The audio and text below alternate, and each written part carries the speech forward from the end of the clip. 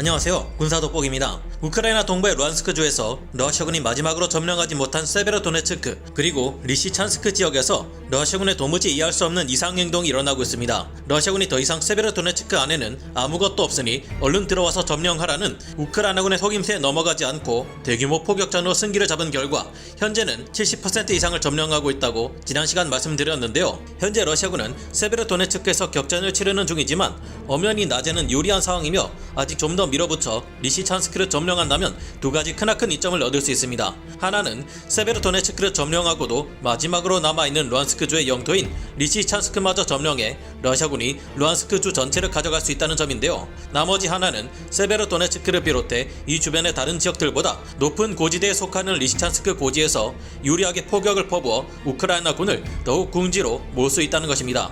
그런데 어찌된 일인지 리시찬스크를 점령해도 모자랄 판에 현재 러시아군은 세베로도네츠크에서 리시찬스크로 이어지는 교량들을 자기들 손으로 폭파하고 있다고 합니다. 이쯤 되면 그동안 너무 치열했던 세베로도네츠크 전투 때문에 러시아군이 정신이 나갔나 아니면 우리가 예상치 못한 새로운 꿍꿍이가 있는 걸까 하는 생각이 듭니다. 그 정답은 무엇일지 지금부터 알아보겠습니다. 전문가는 아니지만 해당 분야의 정보를 조사 정리했습니다. 본의 아니게 틀린 부분이 있을 수 있다는 점 양해해 주시면 감사하겠습니다. 현지 시각 6월 12일 루안스크 주지사인 세르히 하이다이는 러시아군의 최우선 점령 목표였기에 보호에도 모자랄 세베르스키 도네츠 강의 주요 교량들을 오히려 파괴하는 이해할 수 없는 작전을 벌이고 있다고 밝혔습니다.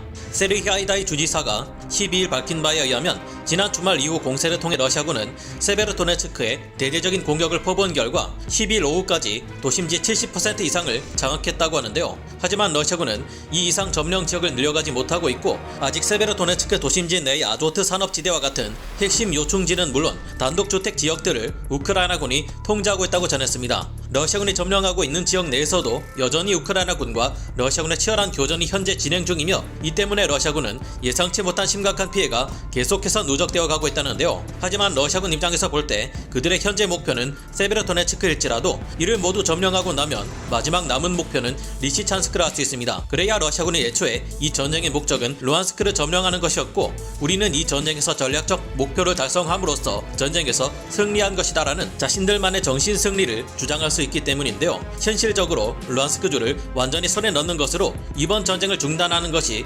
러시아군으로서도 가장 최선의 판단일 겁니다. 이후에도 전쟁을 더 지속하겠다고 할 경우에도 세베르도네츠크에 이어 리시찬스크 고지를 점령하는 것은 대규모 포병 화력의 우위를 통해 지역에 따라 현재 우크라이나군을 궁지로 몰고 있는 러시아 포병에게 적절한 판단일 텐데요. 그런데 최근 러시아군은 세베르도네츠크와 리시찬스크를 이어주는 교량을 파괴했다고 하니 그 의도는 분명 두 가지 중 하나일 것으로 추측할 수밖에 없는 상황입니다. 하나는 그동안 세베르도네츠크 시가전을 수행하는 동안 생각보다 너무 큰 피해를 입은 러시아군 주력 부대들이 우크라이나군 수비대에 대한 증오심에 눈이 멀어버린 나머지 크렘린에서 내린 전략적 목표를 점령하라는 명령마저 내팽겨친 것이 아닐까 하는 것인데요. 지금처럼 러시아군이 세베로도네츠크에서 리시찬스크로 이어지는 교량들을 모두 끊어버리면 이곳으로 이어지는 우크라이나군의 보급을 차단해버리고 고립된 우크라이나군 수비대를 섬멸시키기 위한 작전에 돌입할 수 있을 겁니다. 다른 한 가지 이유라면 지금 상황이 얼마나 치열한데 2차 목표인 리시찬스크 점령까지 생각할 여유가 어디 있냐. 당장 급한 세베로도네츠크를 점령하는 것만도 모든 것을 걸어야 할 상황이니까 그냥 뒷일 생각하지 말고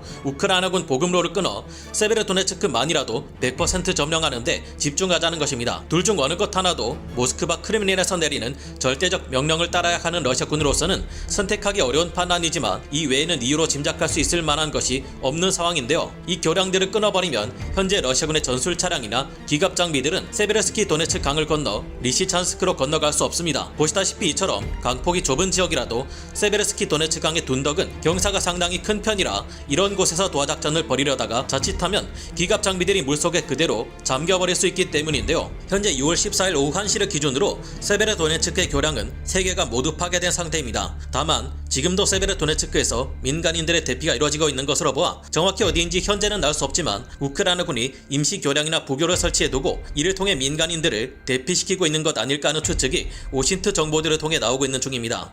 이처럼 러시아군이 가야 할 길을 잃은 채 헤매고 있는 사이 우크라이나군은 현재 그들이 처한 포병 화력의 부족 문제점을 해결하기 위해 그 과정에서 그들이 보여준 신박한 전술로 놀라운 전과를 달성했다는 점을 알 수 있습니다. 우크라이나군은 현재 루안스크 지역에서 러시아군에 비해 크게 밀리는 포병 전력으로 인해 큰 난관에 처해 있습니다. 러시아군은 수십 년 전부터 자타가 공인하는 포병 강국이었던 데다 옛 소련 시절 미국과의 3차 세계대전에 대비해 어마어마한 포병 장비와 탄약을 비축해 왔기 때문인데요. 아무리 이번 전쟁을 통해 러시아가 너무 많은 탄약을 소모하고 있다고 해도 현재 러시아군은 태평양 지역을 관할하는 부대의 포탄까지 싹 다 긁어와 동원하며 하루에만 6만 발 이상의 포탄을 발사해대고 있기 때문입니다. 그에 비해 우크라이나군은 현재 10%밖에 되지 않는 탄약을 사용하고 있어 절대적인 열세에 처해 있으며 이를 타개하기 위해 최근 현지 시각 2월 12일 발레리 잘루즈니 우크라이나 총사령관이 마크 밀리 미국 합참의장에게 대규모 포병 자산 지원을 요청했다고 하는데요. 여기서 특히 눈에 띄는 점은 잘루즈니 우크라이나 총사령관이 마크 밀리 합참의장을 설득하기 위해 보여준 우크라이나군의 가공할 포병 운용 능력입니다. 최근 우크라이나군은 러시아군의 제5연합군 사령관인 로만 쿠트조프 소장을 잡는 데 성공했는데 그 과정에서 보여준 우크라이나군 포병의 작전 능력이 소름 끼칠 정도로 뛰어나다는 것을 알 수 있습니다. 지난 6월 4일 우크라이나군의 제44 포병여단은 러시아군의 제5연합군 지휘부가 최전선으로 이동했다는 첩보를 입수 후 우크라이나군 정보당국과 협조하에 통신 감청을 실시했습니다. 이 통신 감청으로 알게 된 내용을 통해 우크라이나는 러시아군 지휘부의 대략적인 위치로 의심되는 지역을 몇 개 정도로 줄일 수 있었고 이 지역들에 소형 무인기로 정찰을 실시할 수 있었다는데요. 적 지휘부의 존재를 확인한 우크라이나군은 그곳에 BTR-82 기반의 러시아군 지휘 통제 장갑차와 장거리 통신 장비를 장착한 트럭이 있다는 것을 최종적으로 확인 후 정확한 포병에 일제 사격을 가했습니다. 그 결과 한 개 자주포 대대를 동원한 일제 사격으로 단 몇 분이라는 짧은 시간 안에 제5연합군의 지휘부를 일시에 날려버리는 굉장한 전과를 보여준 것입니다. 우크라이나군은 이 당시 1980년대 생산된 구식 152mm 견인포인 2A65 모스타 B를 사용해 이 같은 전과를 냈는데 그 과정에서 최고의 전투 역량을 보여주었습니다. 잘루즈니 우크라이나군 총사령관은 이처럼 우크라이나군 포병이 최고 실력을 가지고 있는 만큼 서방에서 대량의 포병 자산과 탄약의 지원이 이뤄진다면 위기를 타개할 수 있다며 마크 밀리 미 합참 의장을 설득했는데요. 더구나 현재 루안스크의 러시아군 포병은 제네바 협정을 위반하고 군인이 아닌 이들에게 사용이 금지된 집속탄을 사용해 전쟁 범죄를 더욱 확대시키고 있는 만큼 이들을 처단하기 위해서는 우크라이나군에게 더 많은 포병 장비 및 화력 자산이 지원되어야 한다고 설득했습니다. 우크라이나군 포병 전력은 지금도 탄약 재고량이 너무 빨리 줄어들고 있어 제대로 된 전투력을 발휘할 수 없는 만큼 이제는 하루에 6,000발도 사용하기 어려운 상황이 되어가고 있는데요. 다행히 우크라이나는 미국의 랜드리스 법안에 따라 강력한 화력 자산을 대량으로 지원받고 이를 운용하는 데 필요한 탄약 또한 지원받는 데 있어 빠른 합의를 진행 중인 것으로 알려졌습니다. 미국 캘리포니아주 시에라 육군 저장소에는 지금도 수없이 많은 M270 MLRS, M198 견인포 및 M109 자주포 등이 시장 물자로 보관 중이며